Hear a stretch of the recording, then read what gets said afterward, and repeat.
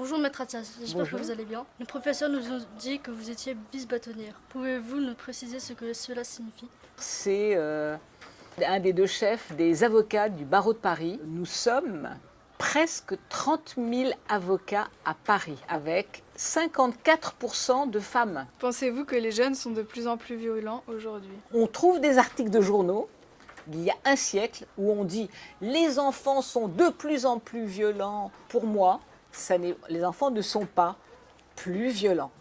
On doit essayer de comprendre pourquoi les enfants sont violents. Est-ce que la société leur renvoie des images violentes?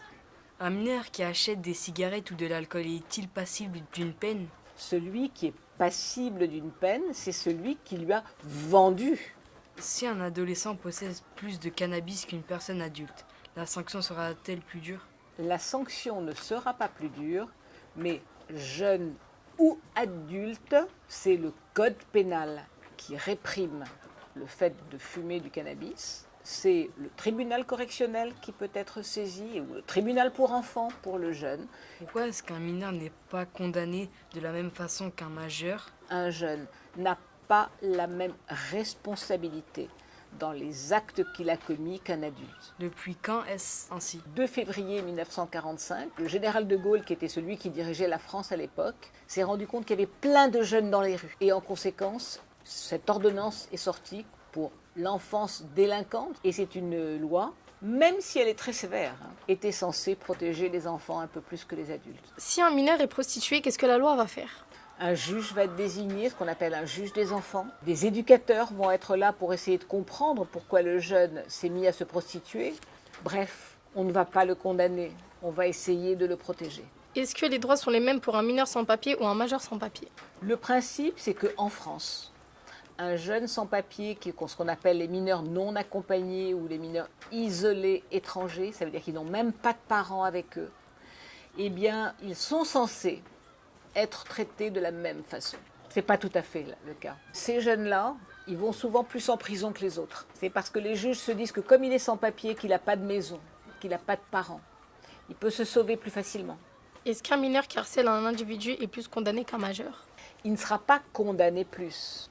Il y a plus de harcèlement, notamment dans le milieu scolaire, avec les jeunes qui ne se rendent peut-être pas compte des conséquences gravissimes.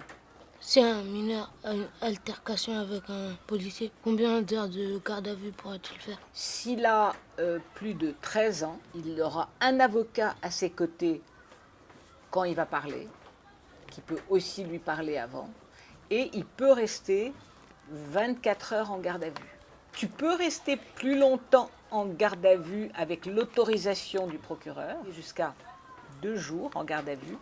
Les mineurs ont-ils un casier judiciaire? Un jeune en France peut avoir un casier judiciaire à partir de 10 ans. Quand vous êtes arrêté, à partir de 13 ans, on vous prend vos empreintes digitales et on prend vos empreintes génétiques qui restent dans un fichier pendant 30 à 40 ans. Un mineur violé dans son enfance est-il moins sanctionné s'il viole quelqu'un par la suite? Lorsqu'il y a une histoire de viol, c'est criminel. On va examiner tout le passé de la personne pour essayer de comprendre qu'est-ce qui s'est passé, mais ça n'empêchera pas la condamnation. Ça sert à rien du coup de chercher son enfant. Si ça sert, parce il peut avoir ce qu'on appelle des circonstances atténuantes. Si un mineur commet une série, par exemple, de crimes ou d'infractions, quelle sera la conséquence? 77% des jeunes qui sont en prison ne sont pas encore condamnés. C'est comme si c'était en salle d'attente. C'est plus que spécial comme salle d'attente, mais c'est un peu ça. La prison à perpétuité est-elle légale pour un mineur? Si oui, que va-t-il lui arriver? Alors, la prison à perpétuité, ça n'existe pas pour les mineurs. En France, les condamnations, les jeunes doivent avoir des condamnations les mêmes que les majeurs, divisées par 2. La cour d'assises des mineurs fonctionne-t-elle comme celle des majeurs? Y a-t-il aussi un jury? Ça fonctionne presque comme celle des majeurs, avec 2 différences. Première chose, dans la cour d'assises, il y a 3 juges et il y a un jury. 2 juges sont des juges des enfants. Deuxième chose, interdiction de donner le nom du jeune. Un procès pour les mineurs est-il toujours en huis clos? C'est pas tout à fait huis clos, ça s'appelle publicité restreinte. Ça veut dire que, par exemple, des éducateurs même qui s'occupent d'une autre affaire peuvent venir dans la salle. Un mineur emprisonné change-t-il de prison le jour de sa majorité? Comme le principe est qu'un majeur n'a pas le droit d'être incarcéré avec un mineur, eh bien il est transféré. Merci beaucoup, maître, pour avoir répondu à toutes ces questions. Les réponses que j'ai faites, c'est pour vous, mais aussi pour tous vos professeurs qui sont dans la salle.